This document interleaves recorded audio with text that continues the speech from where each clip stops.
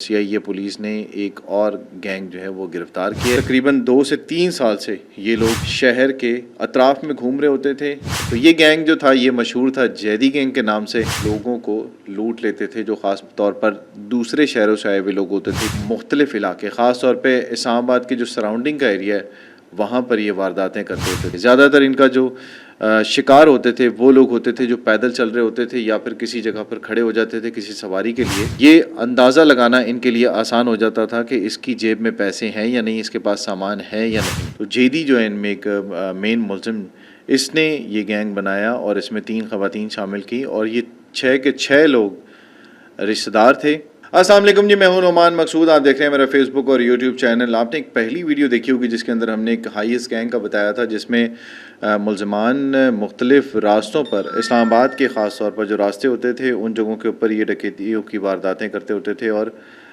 लोगों को लूट लेते थे जो ख़ास तौर पर दूसरे शहरों से आए हुए लोग होते थे या मुसाफिर होते थे जो गाड़ियाँ और सवारियाँ ढूँढते थे। इसी नौइयत का एक और केस सामने आया है जिसमें आप लोगों ने निशानदेही की और उसके बाद सीआईए पुलिस ने एक और गैंग जो है वो गिरफ़्तार किया है। इसमें 3 ख़वातीन और 3 मर्द शामिल हैं।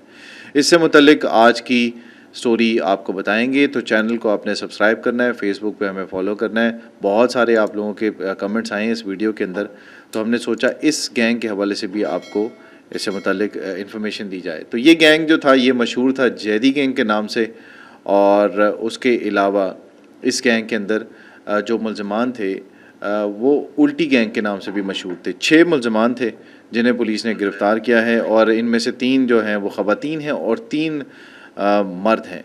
और इन मुलजमान के बारे में ये कहा जा रहा है कि ये शहर के मुख्तलिफ इलाके ख़ास तौर पे इस्लामाबाद के जो सराउंडिंग का एरिया है वहाँ पर ये वारदातें करते होते थे। जीटी रूट का जो रूट है वो इस्तेमाल करते थे जिसमें एक्सप्रेस हाईवे है, आईजेपी रोड है, जीटी रोड जो आपका पेशावर रोड से लेके तरनौल, टेक्सला और वाह फैक्ट्री, उसके अलावा सदर का जो एरिया है जहाँ जहाँ पर इनको कोई नज़र आता था तो वहाँ पर ये वारदातें करते थे। उसके अलावा सीआईए का ये कहना है कि ये मुलजमान जो हैं ये पीर बधाई के जो रास्ते अंदर की तरफ जाते थे, पीर बधाई अड्डे की तरफ, उस तरफ का जो रास्ता था वो भी इख्तियार कर रहे होते थे।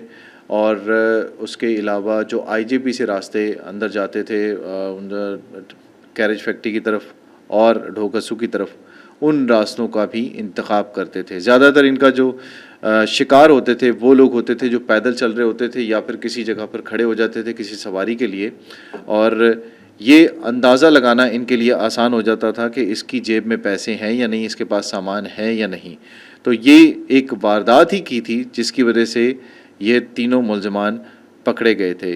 तो सीआईए का ये कहना है कि रावलपिंडी इस्लामाबाद में जो इन्होंने वारदातें की थी, इनकी गिरफ़्तारी के बाद उसका इंकशाफ इन्होंने ये किया कि इनके ऊपर 4 से 5 केसेस पहले से दर्ज थे और थाना खन्ना इस्लामाबाद का जो है वहाँ पर भी ये चालान याफ्ता थे।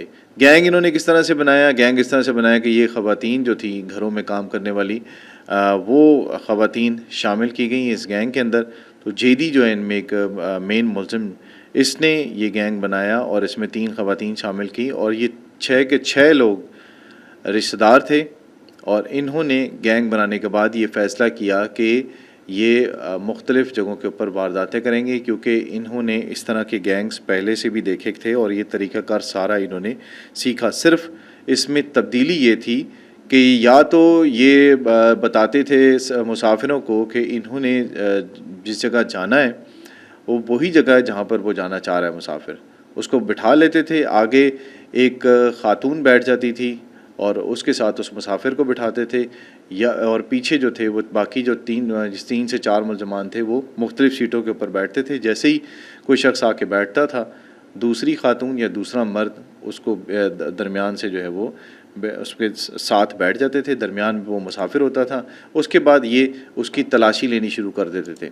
या तो उसकी जेब से सामान निकालने में ये कामयाब हो जाते थे, अगर उसके पास से कुछ नहीं मिलता था तो उसको रास्ते में ये कह देते थे उसे मोबाइल वगैरह छीन के कि हमने उस जगह पर नहीं जाना। कई दफ़ा ये छीना झपटी भी करते थे और कई दफ़ा उसकी चीज़ें ऐसी महारत से निकालते थे कि उस मुसाफिर को पता ही नहीं चलता था कि उसकी जेब से ये चीज़ें निकाल ली गई हैं।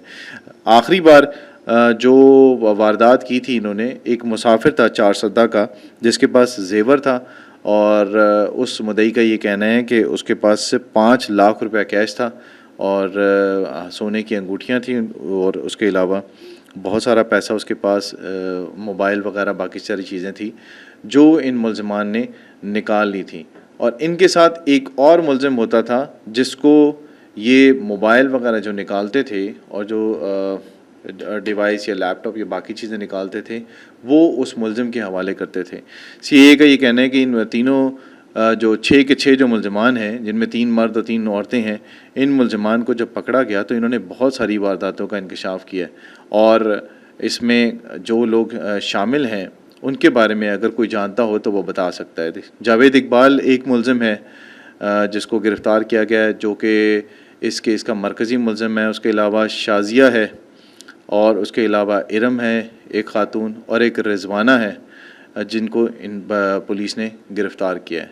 तो इन 6 मुलज़मान के बारे में अगर आप लोग जानते हैं, पुलिस का ये कहना है, तो इससे मुतल्लिक जो है वो तफ़सीलात आप दे सकते हैं क्योंकि तकरीबन 2 से 3 साल से ये लोग शहर के अतराफ़ में घूम रहे होते थे।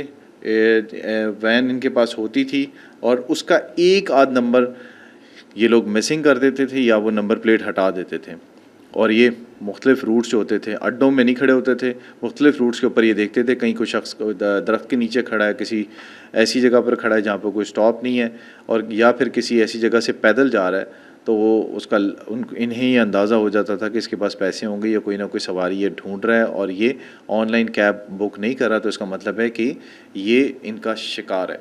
तो इसमें ये होता था कि ये रास्ते में चलते चलते कुछ ही दूर जाके ये कहते थे कि हम भी उसी जगह पर जा रहे हैं जहाँ पर आप जा रहे हैं। पहले ये पूछते थे, उसके बाद उस शख्स को बिठाते थे, फिर उसे लूट लेते थे। तो चारसद्दा का जैसे मैंने बताया आपको एक शख्स था जिसको इन्होंने लूटा था, तो उस पर पुलिस ने ये एक्शन लिया। वारदात करने के बाद तरीक़ाकार इनका ये होता था कि ये एक तो बहाना ये होता था इनका कि इनको जिस जगह जाना है वहाँ पर इनकी गाड़ी नहीं जा सकती और इन्हें कोई ज़रूरी काम है, ये मुड़ जाते थे या फिर ये कहते थे कि तबीयत ख़राब हो रही है और इन्होंने जो है वो अपने जो इनके साथ लोग होते थे उनमें से किसी एक की तबीयत ख़राब करने के बाद उससे कहते थे कि हमने मुड़ जाना है, हमने हॉस्पिटल जाना है क्योंकि इसकी तबीयत ख़राब हो रही है, जिनके साथ खातून है या कोई शख्स है।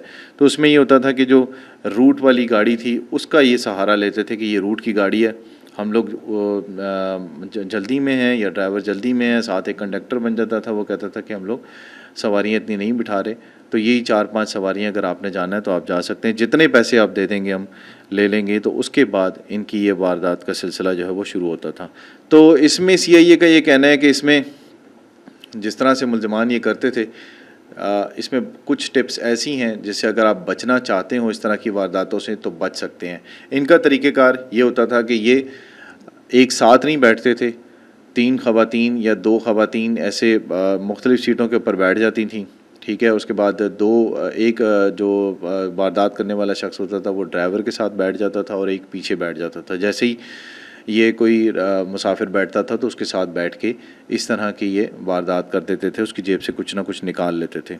अच्छा, एक और चीज़ इसके अंदर ये होती थी कि आधा नंबर ये छुपा लेते थे गाड़ी का, ठीक है। नंबर प्लेट आपको मशकूक नज़र आ रही होती थी लेकिन आप अंदाज़ा नहीं हो पा रहा होता था मुसाफिर को, क्योंकि वो पहले से ही गर्मी से सताया हुआ होता था और अंदर इन्होंने एसी वेसी लगाया हुआ होता था और लगता ये था कि ये गाड़ी रूट की है, इसलिए उसके लिए बैठना आसान होता था। ज़ाहिर है कोई गर्मी में खड़ा हुआ है शख्स और उसको नज़र आ रहा है कि ख़वातीन बीच में बैठी हुई हैं और उससे कोई ऐसा प्रॉब्लम नहीं होने वाला इन ख़वातीन की वजह से, और वो लगती भी ऐसी थी कि मुख्तलिफ़ शहरों से आई हुई हैं, एक इस गैंग की इकट्ठी नहीं है, तो इसलिए लोगों के लिए कन्विंस होना ज़रा आसान होता था, इसलिए इन वारदातों में वो लोग इस्तेमाल हो जाते थे। दूसरा ये होता था कि ये स्टैंड कोई मतलब बस स्टैंड जो होते हैं, वैगन स्टैंड जो होते हैं, वहाँ पर नहीं खड़े होते थे।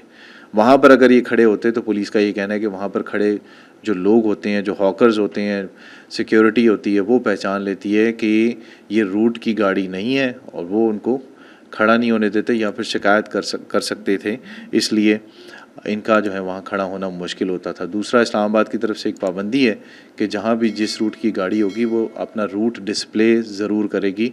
इसीलिए इनको ये डर होता था और ये रूट्स की जगहों के ऊपर नहीं खड़े होते थे।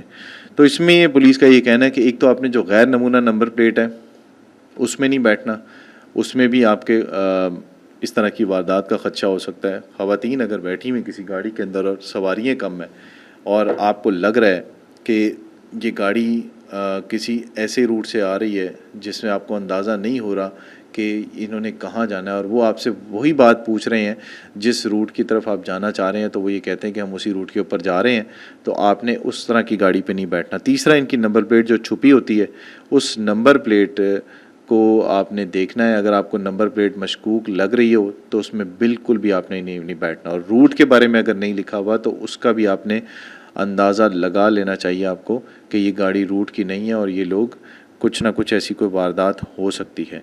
तो ये टिप्स आपको बताइए। दूसरा, एक और पुलिस का ये कहना है कि अगर आपको कोई बिठाता है, अगर आप बैठ भी जाते हैं इस तरह की सवारी के ऊपर और आपको लगता है कि यार चलो गर्मी है, कोई गाड़ी नहीं मिल रही, कोई टैक्सी नहीं मिल रही या कोई ऑनलाइन कैब आपके मतलब एक्सेस में नहीं है, तो आप उस गाड़ी में अगर बैठे हैं, अगर आपको कहते हैं वो कि हम मतलब आगे नहीं जा रहे, तो आप अगर उतरते हैं तो उतरने से पहले अपना सामान ज़रूर चेक कर लें।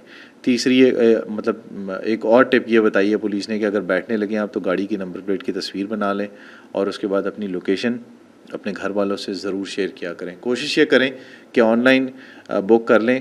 गाड़ी अगर कोई आपने बुक करनी है, कोई बाइक बुक करना है तो वो ऑनलाइन बुक करें। आजकल जो बाइकिया और दीगर जो सर्विसेज हैं ऑनलाइन, कैब्स की और मोटरसाइकिलों की, गाड़ियों की, इसमें बहुत सारी ऐसी वारदातें हो रही हैं जिसकी वजह ये है कि आप लोग बग़ैर कैब बुक किए, ऑनलाइन बुक किए, आप उनके साथ बैठ जाते हैं और इस तरह की वारदातें जो हैं वो हो सकती हैं। बाइकिया के जो लोग हैं और बाकी जो ऑनलाइन सर्विस में काम करने वाले लोग हैं वो भी हम देख रहे हैं कि मुख्तलिफ़ जगहों पे खड़े होते हैं। कभी स्टेशन पे खड़े हुए हैं, कभी किसी स्टॉप पे खड़े हुए हैं, कभी किसी जगह पर खड़े हुए हैं और वो भी सवारियाँ ढूंढ रहे होते हैं। तो उनके लिए भी ख़तरनाक हो सकता है ये काम कि वो बिठा लेते हैं किसी सवारी को, तो वो भी इस तरह का कोई काम आपके साथ कर सकती है। आपकी जेब कट सकती है, आपको लूट भी सकते हैं, क्योंकि इस तरह की बहुत सारी ऐसी वारदातें हो रही हैं इस्लामाबाद के अंदर, पिंडी के अंदर और भी शहरों के अंदर। अगर इस तरह की वारदातें हो रही तो आप कमेंट कर सकते हैं हमारी वीडियो के अंदर। और इस नौइयत की ख़ास तौर पे अगर कोई वारदात हुई है तो इन मुलज़मान तक पहुंचने के लिए,